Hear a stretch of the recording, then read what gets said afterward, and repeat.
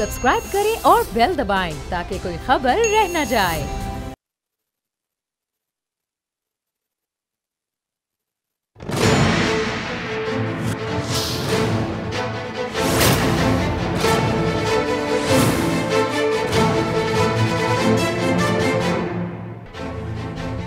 अस्सलामुअलैकुम नाज़रीन, मैं हूं नूरुल आरफीन सिद्दीकी और आप देख रहे हैं मेरी जंग।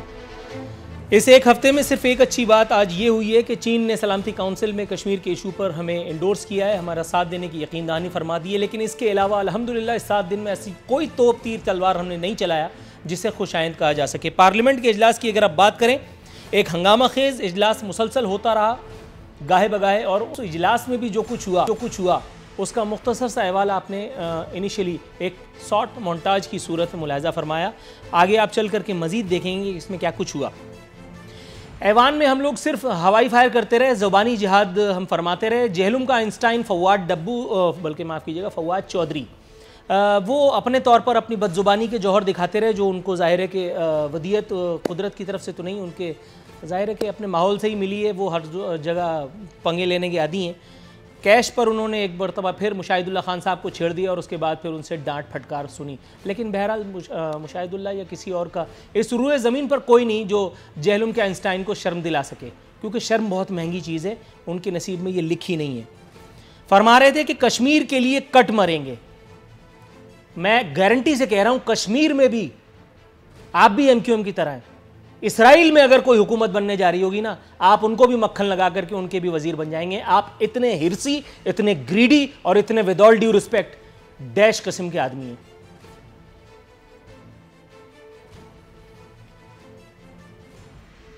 अली मोहम्मद खान मजहब का चोला पहन करके बेवकूफ बनाने के माहिर हैं। वीडियोस अपलोड करते रहते हैं। एक बुढ़िया के पास बैठ करके ट्विटर पे उसका गम बांट रहे थे। उस बुढ़िया से सब कुछ छीना भी तो तुम्हारी हुकूमत ने। महंगाई का तोहफा उसको मैंने दिया है, अक़वाम मुत्तहिदा ने उस पर महंगाई मुसल्लत की है। फरमा रहे थे कि अपनी जिंदगी में कश्मीर पर पाकिस्तानी परचम लहराता देख रहा हूं। कश्मीरी हंस रहे हैं तुम पर, मुझ पर, हम सब पर, कि देखो झूठ बोल रहा है। ऐसे कई अली मोहम्मद खान आए और वक्त के सैलाब में बह गए। हुजूर, आप तो चीज ही कोई नहीं है, आप सिर्फ ख्वाब देखते रहिए। आप PTI के मंजूर वसा हैं, ख्वाब देखने पे पैसे नहीं हैं। अमीन गंडापुर, जिनकी गाड़ी से कुछ वो आप समझ गए होंगे शहद टाइप की कोई चीज बरामद हुई थी, ये हैं PTI के शर्जील मेमन। इनके पास से शराब नहीं, ना, इनके पास से भी शहद का कुछ मलगूबा गाड़ी से बरामद हुआ था। अपनी माधुरी दीक्षित जैसी जुल्फों को हटा करके उन्होंने एक लतीफ़ा हमें सुनाने की कोशिश की। फरमा रहे हैं, कश्मीरियों को शानदार जद्दोजहद पर सलाम करते हैं। कश्मीरियों के पास वालेकुम अस्सलाम कहने का टाइम भी नहीं है। उनके साथ जो कुछ हो रहा है, आप जैसे लपाड़ियों को रिस्पॉन्ड करने का टाइम नहीं है कश्मीरियों के पास। गजब खुदा का ये लोग मिनिस्टर्स हैं। मुराद सईद खान, नई फुलझड़ी उन्होंने छोड़ी है। बता रहे भारत की बर्बादी का आगाज हो चुका। भारत को बाद में बर्बाद कर लिएगा, अपोजिशन को बर्बाद करने से अगर टाइम मिल जाए तो। वो 200 अरब रुपए कहां गए, वो जो कौमी खजाने में आ रहे थे इमरान खान के हलफ उठाने के अगले दिन, उसका तो बता दो पहले। अपोजिशन पर तबर्रा भेज करके अपनी वजारत को जस्टिफाई करना बाद की बात है, पहले ये तो बताओ वो 200 अरब रुपए किधर गए। रुए जमीन पर पाकिस्तान तहरीक इंसाफ वो वाहिद और शायद आखिरी पॉलिटिकल पार्टी है कि जिसने सोशल मीडिया के जरिए इख्तिदार को हथियाया, तो मगर हो कुछ नहीं रहा प्रैक्टिकली, सिर्फ हवाई फायर। शेख रशीद ट्रेन वाले कहते हैं 6 माह में कश्मीर को आजाद होता देख रहा हूं। मैं 41 साल का हो चुका हूं, अगर जिंदगी ने वफा की तो फरवरी में 42 का होऊंगा।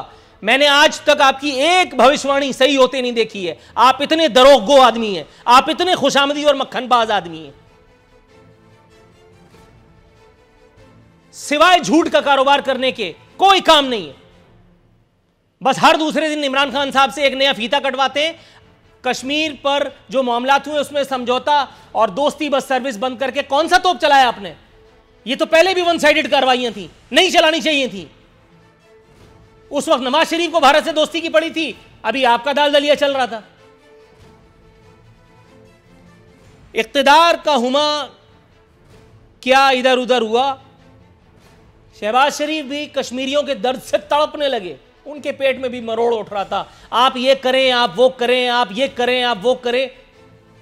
और जब आपके पास कुछ करने का यारा था तो आपने कुछ नहीं किया।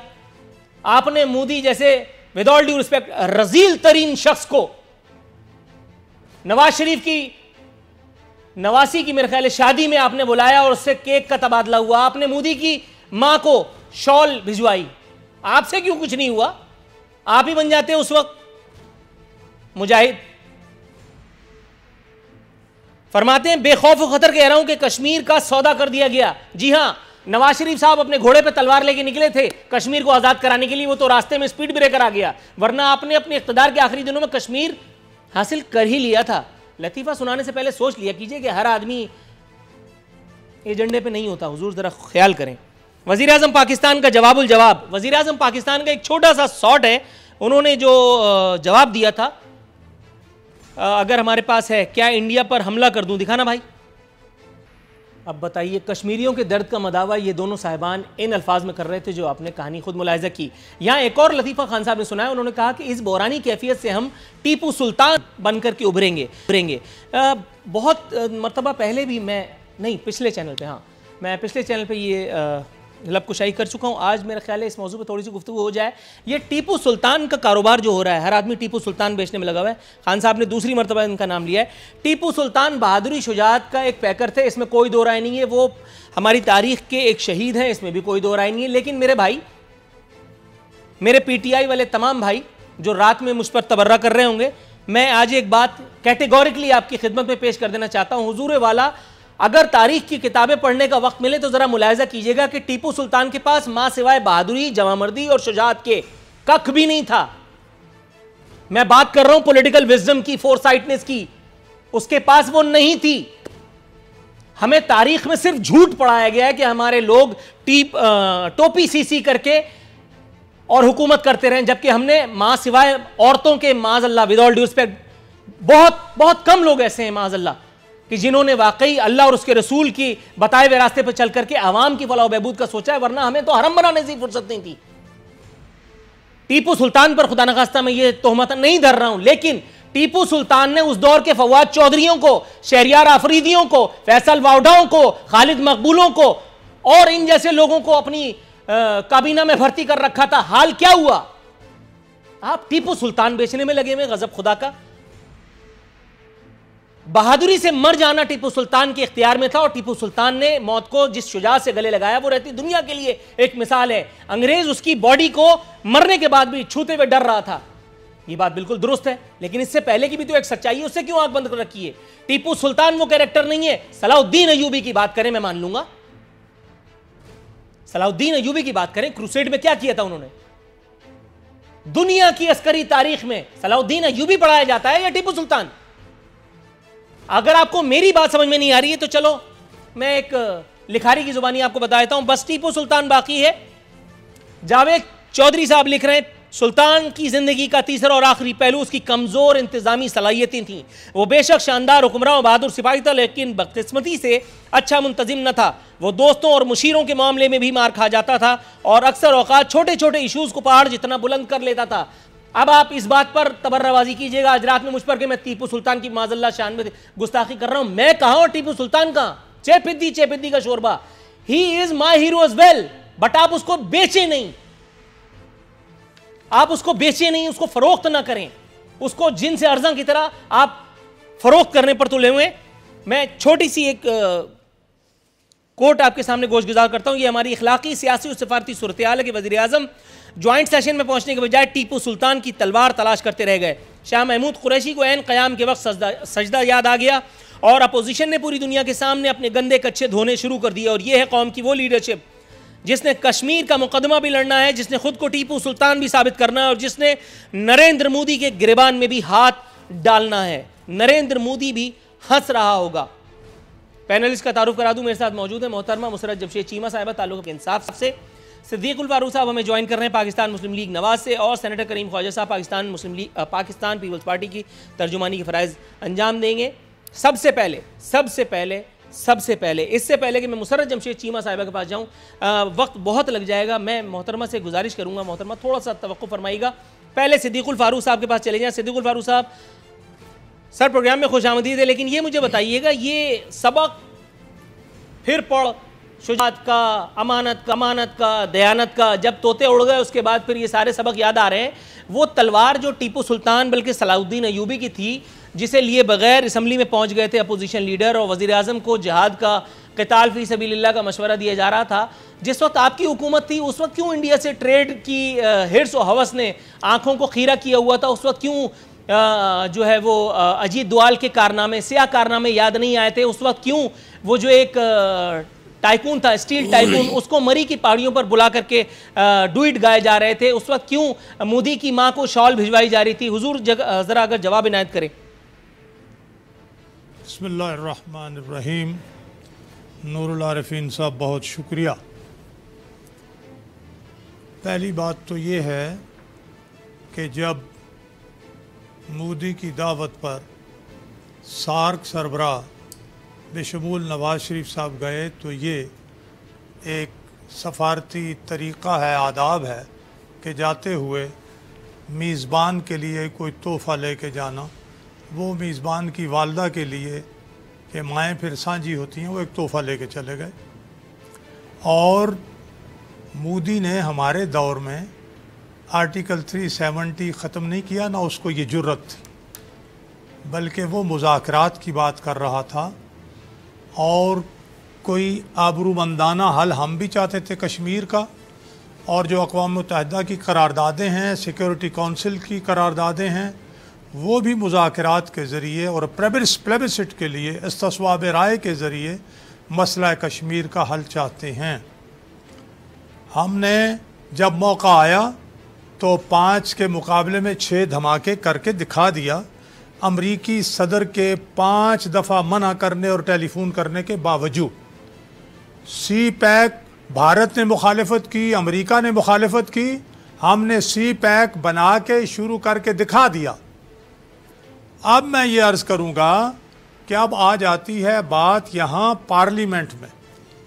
पार्लियामेंट में इमरान खान साहब के गुज़श्ता जो भी 22 साल हैं, 20 साल हैं, 4 साल हैं, उनके बयानात, कश्मीर के हवाले से बातें, बल्कि वो मोदी को, जबकि वो कुछ भी नहीं थे, वो सरबराह मुमलिकत नहीं थे, वो 2 दफ़ा अपनी रिक्वेस्ट पे मिले, और आखिरी दफ़ा जब उनसे मिल के आए तो बॉर्डर पर खड़े होकर, पाकिस्तान और भारत के बॉर्डर पर खड़े होकर कहने लगे कि यहाँ न्यूक्लियर पावर प्लांट बना दें ताकि दोनों मुल्कों में जंग ना हो, एटमी बिजली घर बना दें। तो उन्हें नहीं मालूम, अभी जब ये अमेरिका गए हैं तो इनसे मुलाकात से पहले जो कुछ ट्रंप ने सवाल जवाब में किया और फिर उसका नतीजा जो निकला वो आप देख लीजिएगा। इन्होंने तो ये कहा कि मैं तो गोया एक और वर्ल्ड कप जीत कर आ गया हूँ। अब आ जाती है बात कश्मीर की कि इस वक्त क्या सूरत हाल है। आपने बहुत बड़ा तल्ख बातें, जुमले और अल्फाज भी कहे दोनों तरफ के लिए। मेरा आपके सीनियर होने के नाते मशवरा ये है कि थोड़े अल्फाज ज़रा नरम इस्तेमाल किया करें। कोई नहीं, जिसका जो किरदार है, चाहे वो फवाद चौधरी हो, अली मोहम्मद हो, शेख रशीद हो, मुराद सईद हो, कौम को पता है और सब जानते हैं कौन कितने पानी में है। दुरुस्त है सर, थोड़ा सा तवक्कुफ की इस्तदा के साथ मैं जाऊंगा मोहतरमा मुसरत जमशेद चीमा के पास। मैडम, एक दो जुमले और आपकी तरफ आता हूँ, प्लीज होल्ड ऑन, मैं आपकी तरफ आता हूँ प्लीज। अच्छा मैडम, सॉरी फॉर कैप्टिवेटिंग। ये मुझे बताइएगा, अली मोहम्मद खान साहब, अमीन गंडापुर साहब, मुराद सईद साहब और शेख रशीद ट्रेन वाले जो जिहाद फ़ी सबीलिल्लाह और क़िताल फ़ी सबीलिल्लाह का अमली मुज़ाहरा पार्लियामेंट में कर रहे थे, आपके ख्याल में मोदी उसे देखकर या उसे सुनकर कितना महजूज हुआ होगा? और वो जो टीपू सुल्तान की तलवार खान साहब ने पार्लियामेंट में जिसका जिक्र भी फरमाया, टीपू सुल्तान के रास्ते का भी जिक्र किया, आपके ख्याल में टीपू सुल्तान के रास्ते पर चलना ज़्यादा मुनासिब है या सलाहुद्दीन अयूबी वाला रास्ता ज़्यादा मुनासिब है कि जो फ़तह आपके कदम चूमती है? टीपू सुल्तान तो आखिर में वो फवाद चौधरीयों और शहरियार आफरीदियों और अपने दौर के जो दीगर लोग थे उस वक्त के उन लोगों की वजह से शहीद ही हो गया था ना बेचारा।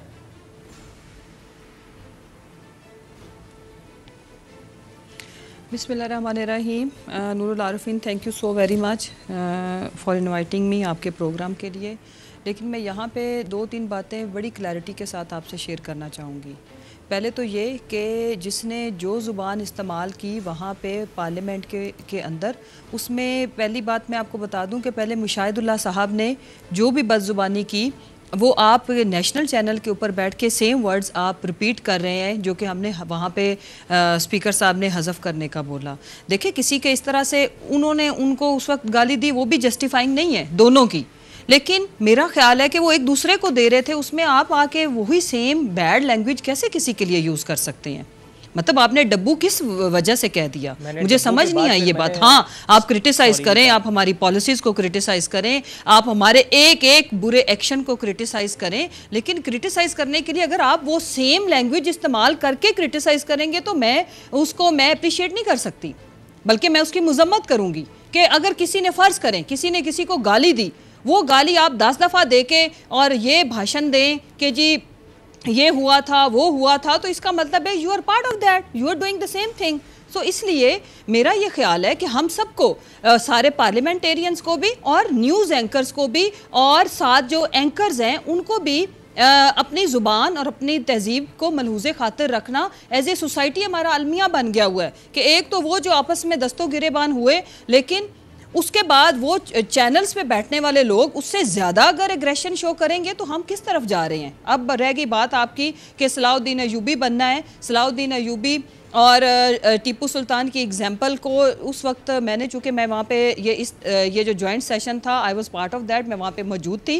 कहने का मकसद ये है कि दोनों साइड्स पे एक दूसरे का वो जो दूसरी बात बताई जा रही है, अभी आपने जो अपने प्रोग्राम के जो इनिशियल जो आपने स्टार्ट लिया उसमें की कि खान साहब ने कहा कि जी मैं क्या इंडिया पे, वो बेसिकली उनकी माशाल्लाह बड़ी लंबी स्पीच थी। कुछ स्पीच का पार्ट बहुत अच्छा था, कुछ में नजायज़ बिला वजह का अग्रेशन था या ऐसे लग रहा था कि दैट इज़ ब्लेम गेम कि ऐसे कर दें ऐसे कर दें। तो that was kind of suggestion लेने का कि आप मुझे कैटेगोरिकली बताएं, आपके ये 3 घंटे के भाषण में मुझे समझ नहीं आ रही, क्लैरिटी नहीं आ रही कि आप क्या मुझे ये एडवाइस कर रहे हैं कि मैं इंडिया पे अटैक कर दूं। ये सवाल था। दुरुस्त है मैडम, थोड़ा सा तवक्कुफ फरमाइएगा। मेरे साथ मौजूद है सेनेटर करीम ख्वाजा, मैं आपकी तरफ आता हूं। मतलब ये नहीं था, थोड़ा सा तवक्कुफ फरमाइएगा प्लीज।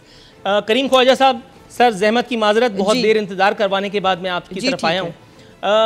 ये मुझे बताइएगा, हुजूर वाला बिलावल साहब भी जो हैं वो बहुत गुस्से में नज़र आ रहे थे पार्लियामेंट में। हम मुतमन्नी थे कि बिलावल साहब कश्मीरियों पर होने वाले मजालिम पर कोई बात करेंगे, लेकिन अनफॉर्चुनेटली ऐसा कुछ नहीं हुआ और उन्होंने वज़ीर आज़म मौसूफ का नाम लिए बगैर मर्दाना वार लड़ने की जो है वो सजेशन थ्रो कर दी। सर ये भी फरमाते हैं कि इमरान खान के दौर में हमसे कश्मीर छीन लिया गया। मुझे ये पूछना था कि कश्मीर का वो हिस्सा जो आसिफ अली जरदारी साहब के दौर में हमें नसीब हुआ था, सर वो कुर्रे अर्ज़ पर कहाँ वाक़ है, ताकि हम वहाँ जा कर के अपनी आंखें ठंडी कर लें। और ये बिलावल साहब ने जो हरकत फरमाई है उसकी भी अगर कोई जस्टिफिकेशन माकूल अगर आप पेश करना चाहें। सबसे पहले तो मैं जो आपने गुफ्तगू की है कि टीपू सुल्तान और अपना सलाउद्दीन अयूबी, ये अपनी जगह, उस पर मैं ज़्यादा तबसरा नहीं करूँगा। नौजवानों को इस मॉडर्न वर्ल्ड में जो मॉडर्न शख्सियात हैं इस्लामिक वर्ल्ड की या इंटरनेशनल वर्ल्ड की, जिन्होंने जवा मर्दी से जंगें लड़ी हैं, उसमें बहुत से आते हैं। यासर उल्फात आता है, उसमें सुकार्नो आता है जो लड़ा है, उसमें बिन बेला आता है, उसमें होचीमैन आता है, उसमें पुरानी अगर दौर में अगर जाएं तो हनीबाल आता है जो रोम से लड़ा। तो ऐसे बड़े बहादुर लोग हैं और हमें उनको भी देखना चाहिए। दूसरी बात है कि बिलावल ने कश्मीर के मसले पर बहुत कुछ कहा और उसने कहा कि इंटरनेशनल डिप्लोमेसी होनी चाहिए और हमें जो है जो एग्रेसिवली इस चीज़ को फेस करना चाहिए। जहाँ तक जो जिस बात का आप जिक्र कर रहे हैं, तो नेचुरली हम तो ये नहीं कहेंगे कि हार पहना। जहाँ तक आप देखें कि ईस्ट पाकिस्तान जो कि फौजी आमरत की वजह से हमसे अलग हुआ, आज वही उस वक्त एक नियाजी था और इस वक्त भी जो है नियाजी है, जिसकी वजह से कश्मीर का 37035 हमारे हाथ से निकल गया। इसका मतलब है कि इस हुकूमत की नाइली है ना। सर थोड़ा सा मुझे इमीडिएटली एक वक्फे की कॉल दे दी गई है, मैं माजरत ख्वाह हूँ। मैं इंशाल्लाह आता हूँ आपकी जानिब, तो इंशाल्लाह मज़ीद इस पर गुफ्तगू करेंगे। नाजरीन, एक छोटा सा वक्फा।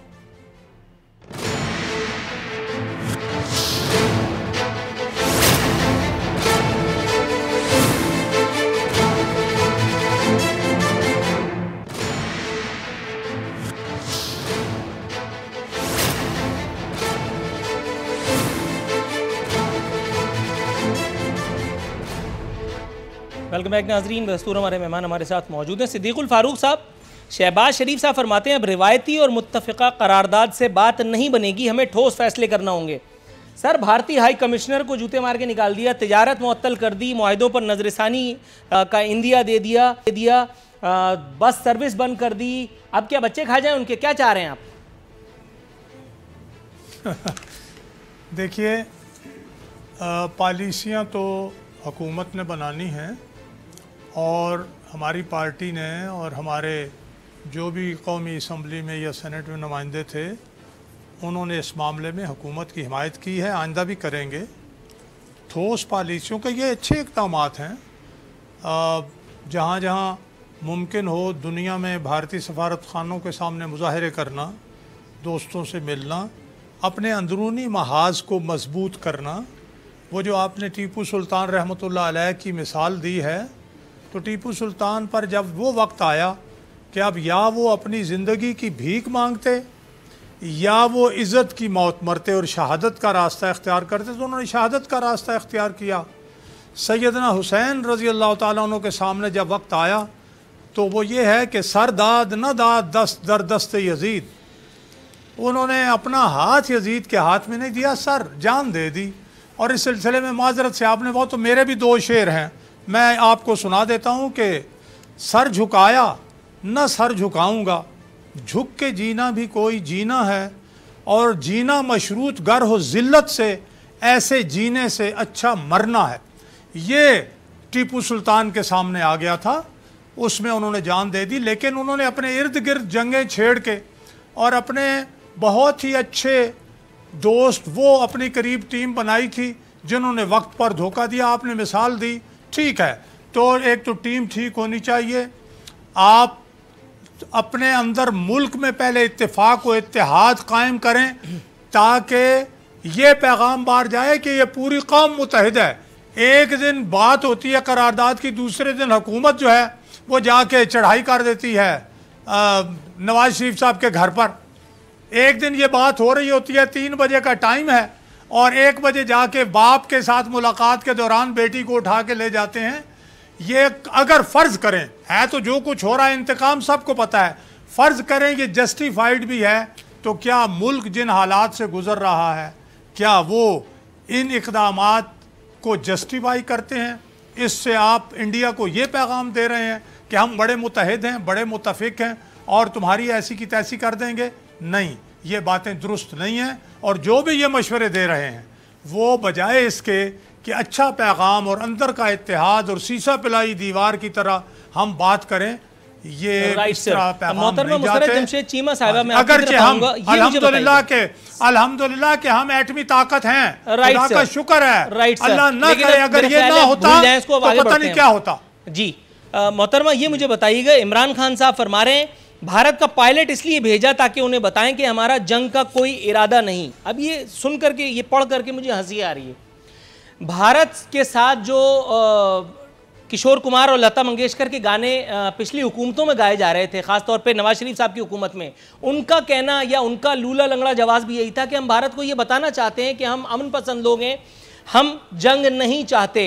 इसीलिए Modi, with all due respect, Kasab को हमने यहाँ बुलवाया, हमने यहाँ बैठ करके उससे चाय पापे खिलाए, हमने उसको अपनी नवासी की शादी पे बुलवाया। ये अलग बात कि वो अफ़गानिस्तान से हमारी जो है वो ठीक ठाक मरम्मत के लिए एक अपनी पार्लियामेंट का तोहफ़ा दे करके यहाँ आया था। उसके बाद उसने केक भी खाया और उसके बाद जा करके भी उसने अपनी तलवार को नियाम में नहीं लिया। तो मैडम, ये काम तो सारे वही हो रहे हैं जो पिछले अदवार में थे। अब ये बात करना कि हमने पायलट को इसलिए भेजा कि हम जंग नहीं चाहते, ये तो अजीब सी बात है। आपकी समझ में आ रही है ये बात?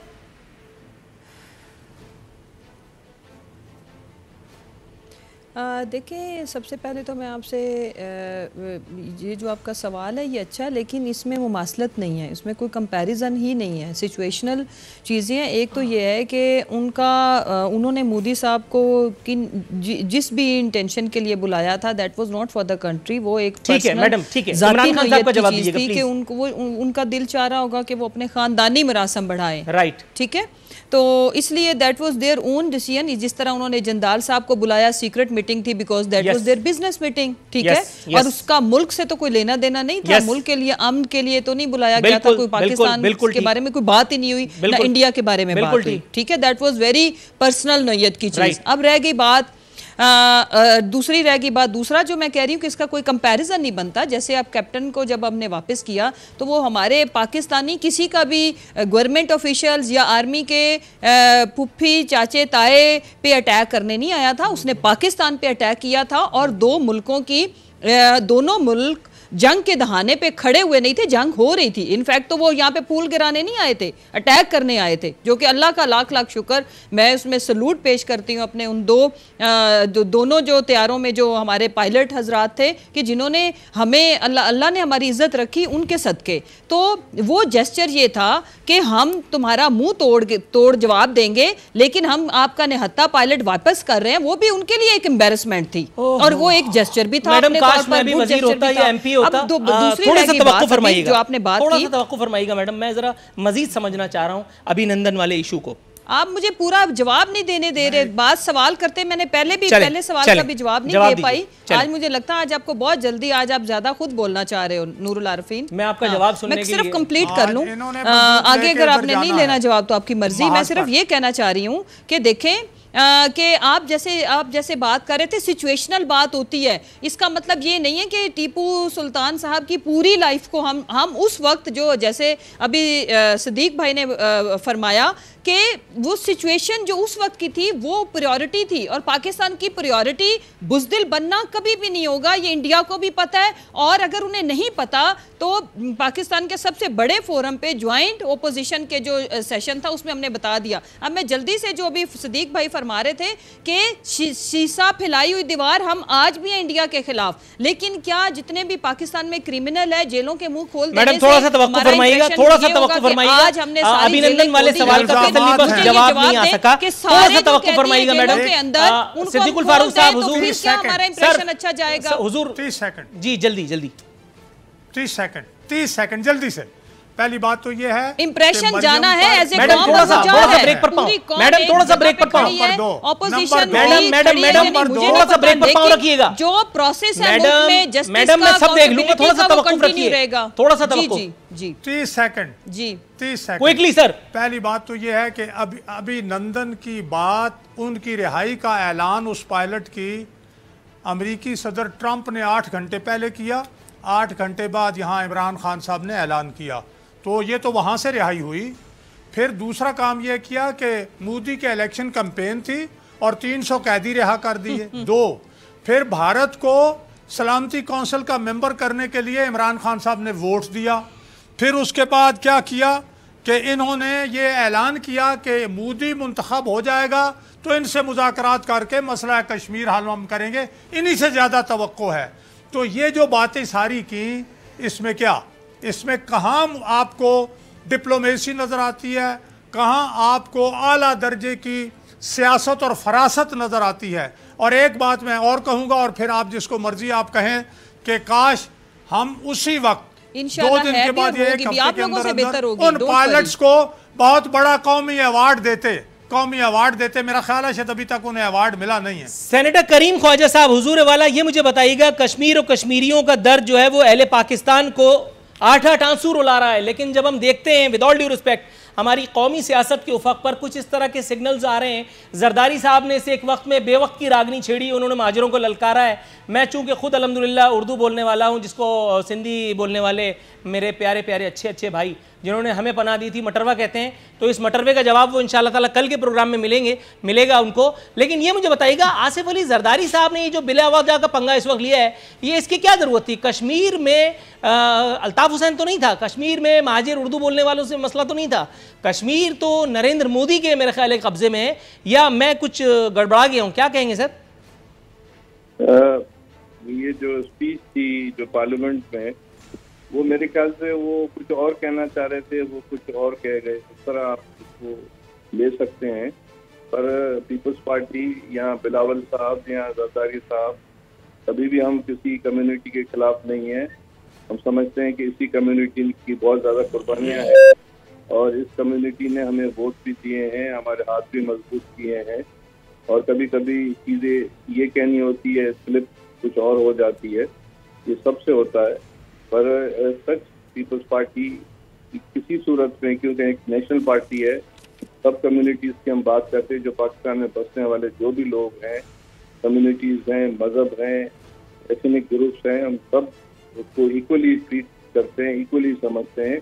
इसकी बुनियाद पर पाकिस्तान पीपल्स पार्टी का लाहौर में जो है बुनियाद पड़ा था और इस पर अभी भी हम कायम और दायम हैं। राइट। अच्छा मैडम मुसर्रत जमशेद चीमा साहिबा, मैं आपसे इस्तदा करता हूं कि काइंडली अब मेरे सवाल पे रहिएगा, इधर उधर मत जाइएगा, वरना फिर कन्फ्यूजन जो है वो थोड़ी सी बढ़ जाएगी। सवाल मैंने आपसे पूछा था पूरब का, जवाब आपने तसल्ली आमेज देने की कोशिश की पूरब का। मैं पूछना ये चाह रहा था कि वो जो हमारा रिश्तेदार था, जो आपके मुताबिक पाकिस्तान की नज़रियाती जोग्राफियाई हुदूद को पामाल करके अल्लाह मारा आ गया था, अभिनंदन, तो आपने बग़ैर किसी रिक्वेस्ट के, आपने बग़ैर किसी इस्तदा के, बग़ैर इंडिया की किसी फॉर्मल एफर्ट के, और आपने अपने तौर पे उनसे विद ऑल ड्यू रिस्पेक्ट वो इश्क माश्का करने के लिए, और आपने उनको वो अभिनंदन का तोहफा प्लेट में रख करके पेश कर दिया, जिसको इंडिया ने घास भी नहीं डाली। विद ऑल ड्यू रिस्पेक्ट, आपका ये अमल, ये यहीं पे जिसको मैं कहता हूँ बर्बाद हो गया। आपने अपनी कमज़ोरी का सबूत दिया या अपनी शुजात का, इसका फैसला तो मौर्रिख ने करना है, अगर मौर्रिख भी किसी से पैसे लेकर के ये ना लिखे तो। लेकिन मैं ये पूछना चाह रहा हूं मैडम, मोदी इलेक्शन कैंपेन चल रही है और इमरान खान साहब कह देते हैं कि अगर ये अल्लाह मारा मुंतखब हो गया तो ये सबके लिए बड़ा अच्छा होगा, कश्मीर के लिए, हमारे लिए, इंडिया के लिए, पाकिस्तान के लिए। ये हकीकत उन पर कैसे मुनकशिफ हो गई? दूसरा, इमरान खान साहब मिस कॉल पे मिस कॉल मारते रहे, मोदी ने लिफ्ट ही नहीं कराई। ये पूरी वॉर लाइक जो सिचुएशन थी इस दौर में, उसके बाद हमीयत का वो जो गैरत ब्रिगेड आप लोगों ने जब अपोजिशन में थे आपने एक पाल रखी थी और सब पे छोड़ी हुई थी, ये मुझे बताइए वो कहाँ चली गई थी? वो क्या रिटायर्ड हर्ट हो गए थे, पवेलियन में वापसी उनकी हो गई थी, या उनको भी, उनके ज़मीरों को भी पैसा दे करके सुला दिया गया था कि वो इस वक्त गैरत हमीयत बेचने के लिए नहीं निकले, मोमबत्ती माफिया भी नहीं निकली, कुछ भी नहीं हुआ? क्या कहेंगी madam? Please between the line answer. Yes of course. अच्छा, सबसे पहले तो ये कि जब एक सहाफ़ी जिसका नाम चले फ़र्ज़ नूरुल आरिफ़ीन हो, वो मुझसे एक सवाल करें तो मैंने उसका जो उस वक्त सिचुएशन के हिसाब से जवाब मुल्क के लिए अच्छा होगा वही देना है। बेसिकली ये खान साहब से सवाल किया गया था मोदी के बारे में, और जबकि आधे से ज़्यादा मतलब अपनी वो जो प्रोविंसेस थे वहाँ से मोदी जीत चुका था। तो कहने का मकसद ये है कि भाई वो इमरान खान के या पाकिस्तानी हुकूमत के वोट पे तो उसने जीतना नहीं था, और अगर इंडिया की पब्लिक एक लीडर को जितवा रही है तो हम उसके साथ दुश्मनी के तो स्टेटमेंट नहीं दे सकते कि तुम आओ तो तुम्हारी ऐसी की तैसी। हाँ, क्विकली ही दे रही हूँ। तो वो एक सवाल का जवाब था कि अगर ये इलेक्ट हो जाता है तो यानी ये उसको होश या अक्ल दिलाने की बात थी कि इस खित्ते के अमन के लिए, दोनों मुल्कों के अमन के लिए मसला कश्मीर का हल करना जरूरी है। राइट। नाज़रीन, मुझे वाइंड अप करने की कॉल दे दी गई है। मोअज़्ज़िज़ मेहमानों का मशकूर हूँ कि उन्होंने हमारे शो में शिरकत के लिए वक्त निकाला। ताहम मैं यहाँ एक छोटा सा ऐलान ज़रूर करना चाहूँगा। कल का शो अगर बारिश ने मौका दिया, अगर अल्लाह ताला ने तौफीक बख्शी, काइंडली मेरी इस्तदा है कि पीटीआई वाले भी और पाकिस्तान पीपल्स पार्टी वाले ख़ास तौर पे, वो जो जिसको कहते हैं ना भुट्टो वाले, वो ना देखें, क्योंकि कल मटरवा बोलेगा और कफन फाड़ के बोलेगा, और एमक्यूएम वाले कतई खुशफहमी का शिकार ना हो, क्योंकि मैं उनका मुकदमा लड़ने नहीं जा रहा। वो जो तोहमत एक मेरे माथे पर धरी गई है, कल इंशाअल्लाह ताला आसिफ अली जरदारी एंड कंपनी को उसका जवाब दूंगा बशर्ते ज़िंदगी। इसी के साथ हमारे प्रोग्राम का वक्त खत्म होता है। नूरुल आरिफ़ीन सिद्दीकी और हमारी टीम को इजाज़त दीजिए। फ़ी अमानिल्लाह।